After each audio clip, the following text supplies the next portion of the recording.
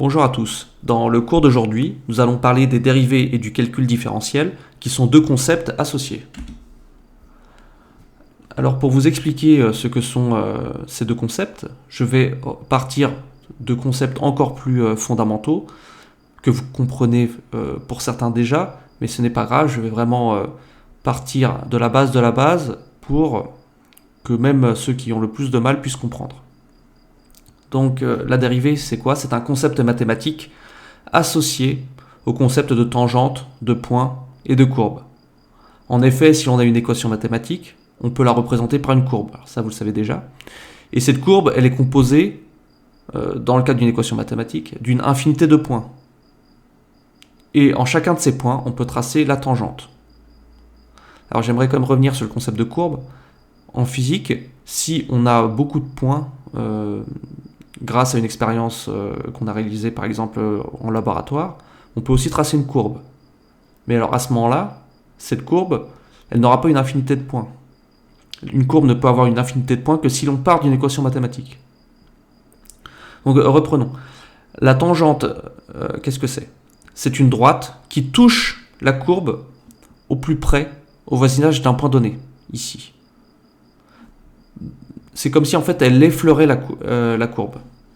Effectivement, on ne pourrait pas la mettre perpendiculaire et dire qu'elle touche la courbe au plus près. Non, là, ça voudrait dire que si par exemple ici elle était perpendiculaire à la courbe, elle couperait la courbe en deux. Non, nous ce qu'on veut c'est une courbe qui ne fasse qu'effleurer.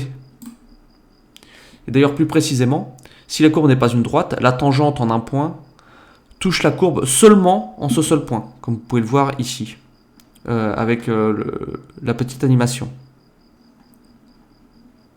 Regardez, la tangente c'est seulement quand la courbe est touchée en un seul point. Et pourquoi est-ce que je dis si la courbe n'est pas une droite? Tout simplement parce que si la courbe est une droite, eh bien la tangente en chacun de ces points, ce sera la même droite et elle passera par tous les points de la courbe, enfin de la droite. Donc pour comprendre ce concept, alors on peut imaginer ceci. Une droite passe par deux points, oui, parce que s'il n'y avait qu'un seul point, on ne pourrait pas faire de droite, on pourrait la mettre dans toutes les directions. Donc une droite, elle passe par deux points, dont l'un des points est celui où on cherche la tangente. Alors plus les deux points se rapprochent, plus la droite se rapproche de la tangente. Une fois que le point mouvant se trouve à une distance infinitésimale du point où on cherche la tangente, alors infinitésimale, il y a infini dedans, mais cet infini, c'est pas soit au choix infiniment grand ou infiniment petit. Infinitésimal, ça ne peut que vouloir dire infiniment petit, donc en proche de 0. Donc la droite peut être considérée comme étant la tangente. Là par exemple pour les points A et B, on a donc deux points, le point A duquel on veut calculer la tangente, tracer la tangente, et le point B. Et en fait le point B, pour tracer la courbe, la tangente en rouge, en fait le point B il n'est pas exactement sur le point A. Il a une distance que l'on dit infinitésimale, c'est-à-dire extrêmement petite, mais elle n'est pas exactement sur le point A. Donc la tangente, comme vous pouvez le voir, donc c'est une droite, et comme toute droite, elle a une équation de la forme ax plus b, avec a le coefficient directeur et b l'ordonnée à l'origine. On dit que c'est une fonction affine, c'est-à-dire toute fonction de la forme ax plus b, c'est une fonction affine. Le coefficient directeur a de la tangente, c'est-à-dire ici, est la dérivée de la courbe en ce point précis.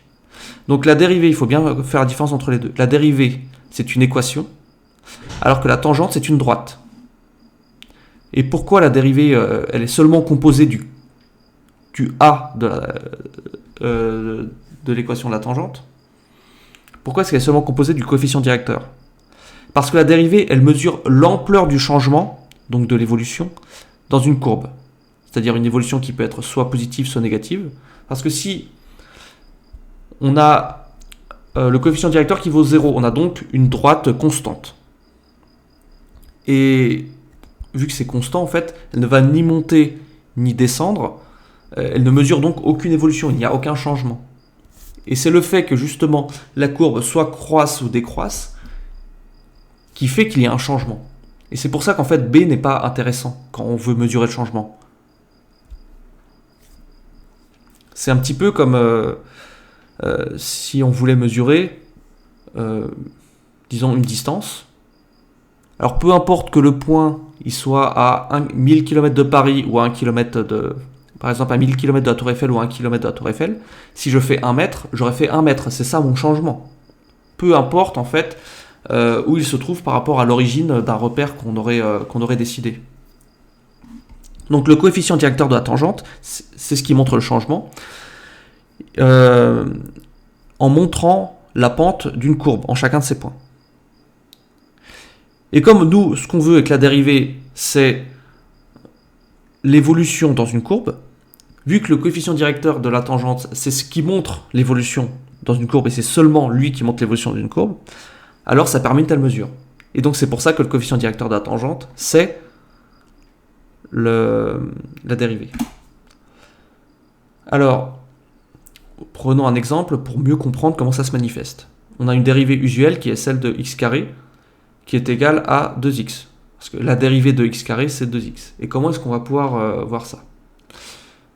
Alors, au point x égale 1, nous avons une tangente égale à 2x moins 1. Alors, pour vous le montrer, j'ai tout simplement pris une fonctionnalité en ligne dans laquelle on peut tracer plusieurs courbes sur le même graphique. Comme vous pouvez le voir, là on a la fonction x carré. Et si on trace la fonction 2x moins 1, qu'est-ce qu'on voit? On voit qu'au point x égale 1, la courbe x carré est touchée en un seul point.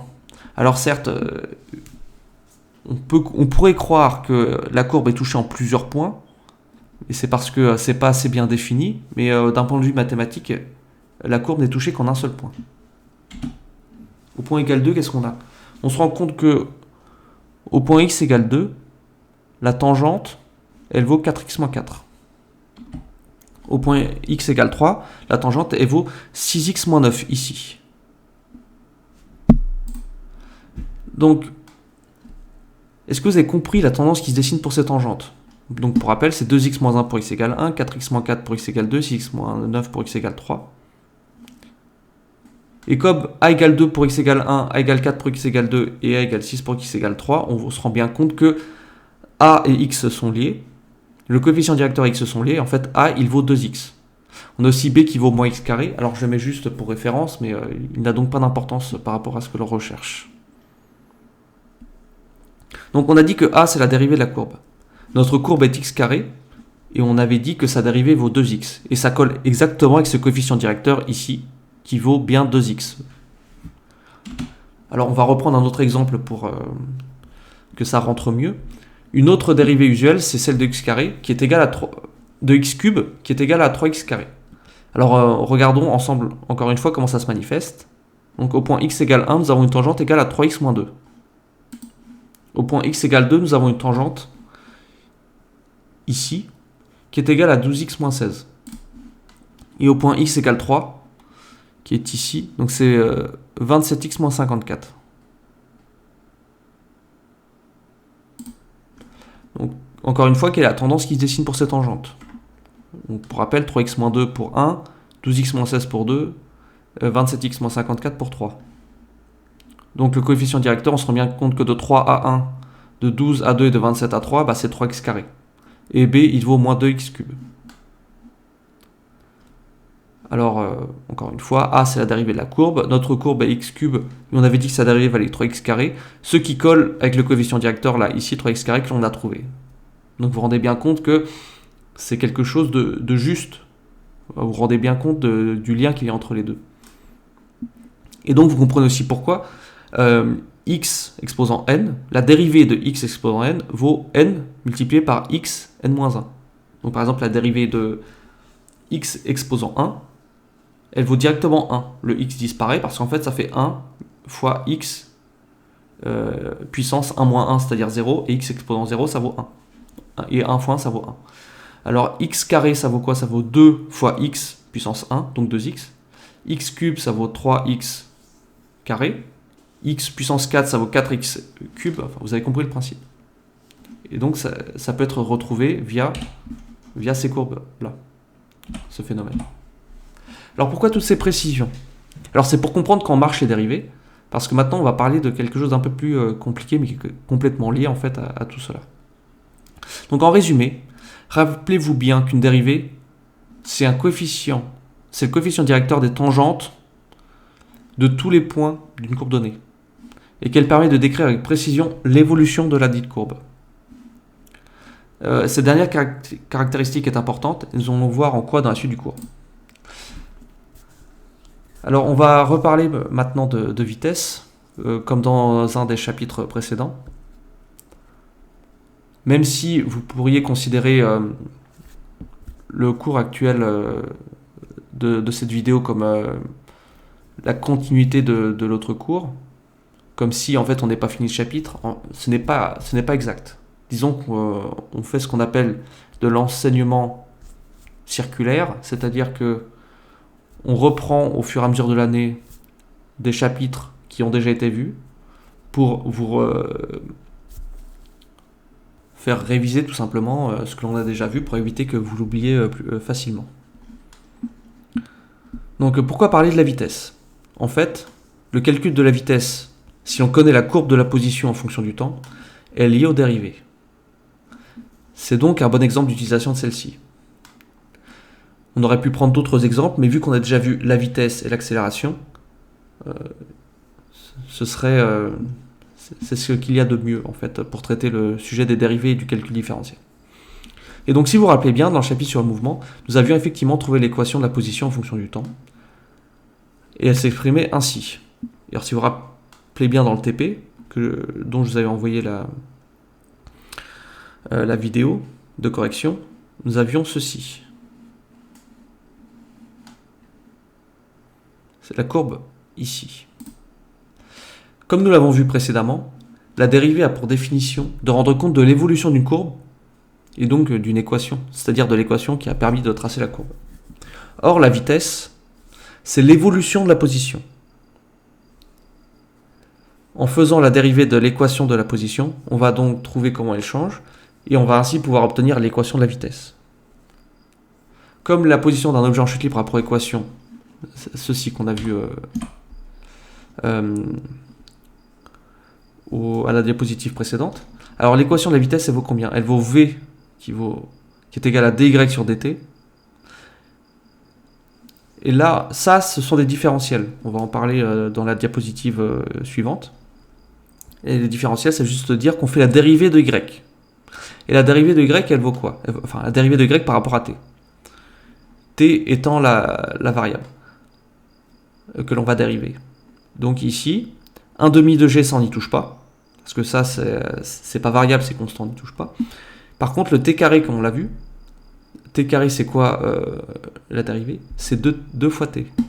Donc on se retrouve avec 1 demi de g fois 2t. Donc 1 demi et 2, ça s'annule, et ça nous donne vitesse qui est égale à g fois t. On peut retrouver ce phénomène. Si par exemple, on est en chute libre et que l'on néglige les frottements de l'air, au bout de 5 secondes avec une accélération ici qui vaut 10 mètres par seconde au carré, et bien au bout de 5 secondes, on sera à 50 mètres par seconde, ce qui est énorme, ce qui correspond à 180 km par heure en 5 secondes. Enfin, si on néglige les frottements de l'air, ce qui n'est pas le cas en réalité. Donc que veulent dire dy et dt ? Alors, comme je vous l'ai dit à la diapositive précédente, ce sont des différentiels. Et pourquoi ? Parce qu'en fait, ce sont des différences. Elles mesurent des différences. Donc dy, c'est la différence, donc l'écart entre deux valeurs de y successives, et dt, c'est la différence entre deux t successifs, entre deux temps successifs. Donc dans le cas des dérivés, on peut les calculer directement, car on sait les résultats quand l'écart est infinitésimal, infiniment petit. Si on ne connaît pas la dérivée, on peut dans ce cas calculer les résultats directement à partir de nos données théoriques, comme dans le TP de la chute libre de la balle. En effet, les écarts entre 2y et entre 2t successifs sont connus et permettent de tout calculer, même si c'est moins précis qu'avec un dt infinitésimal qui nous donne un résultat direct sous forme d'équation. Pour la vitesse, on avait l'équation dy sur dt car on cherche une distance divisée par une durée. Mais comment déterminer l'accélération? Cette dernière, c'est un changement de vitesse. En effet, l'accélération, si on passe de 10 mètres par seconde à 50 mètres par seconde, on se rend bien compte qu'il y a eu un changement de vitesse. Et donc c'est ça l'accélération. Donc comme la dérivée montre le changement, la dérivée de la vitesse va donc nous donner l'accélération. Et ça nous donne A est égal à dv sur dt qui est égal à g. En effet, la dérivée de t avec la formule que je vous ai déjà donnée, c'est-à-dire t exposant n, ça vaut n multiplié par t exposant n-1, et donc 1 fois t puissance 0 qui vaut 1. Et l'accélération vaut donc g, qui est l'accélération de la pesanteur terrestre. Et on peut voir d'ailleurs qu'avec dv sur dt, on se retrouve encore une fois avec une différence de vitesse que l'on divise par une différence de temps, c'est-à-dire une durée. Dernière petite chose, donc quand on parle de dérivée en mathématiques, on parle donc sous cette forme-là, c'est-à-dire t exposant n, c'est-à-dire t puissance n, entre parenthèses avec l'apostrophe, et bien ça, c'est la dérivée. En physique, on utilise les différentiels et ces différentiels, elles correspondent tout simplement à faire la dérivée. Et la différence, c'est qu'en physique, on écrit en dessous, tout simplement, on dérive par rapport à quoi? C'est-à-dire que si par exemple j'avais a fois t puissance n, la dérivée de a fois t puissance n divisée par dA, eh bien on ne touche pas à tn puisqu'on ne fait pas, puisqu'il est constant en fait tout simplement. On considère les deux comme n'étant pas, on ne fait pas la dérivée de ces deux-là, on estime que c'est indépendant. Et par contre on va faire la dérivée de a. Et donc la dérivée de a vaudra 1. Et tout ça pour vous dire que l'utilité en fait d'une telle notation, c'est qu'on peut choisir ce que l'on va dériver. Tout simplement. En mathématiques, c'est aussi possible de le faire, mais il faudra l'indiquer quelque part en fait, la variable que l'on va dériver. Voilà tout. Donc le cours est fini pour aujourd'hui. Merci pour votre attention.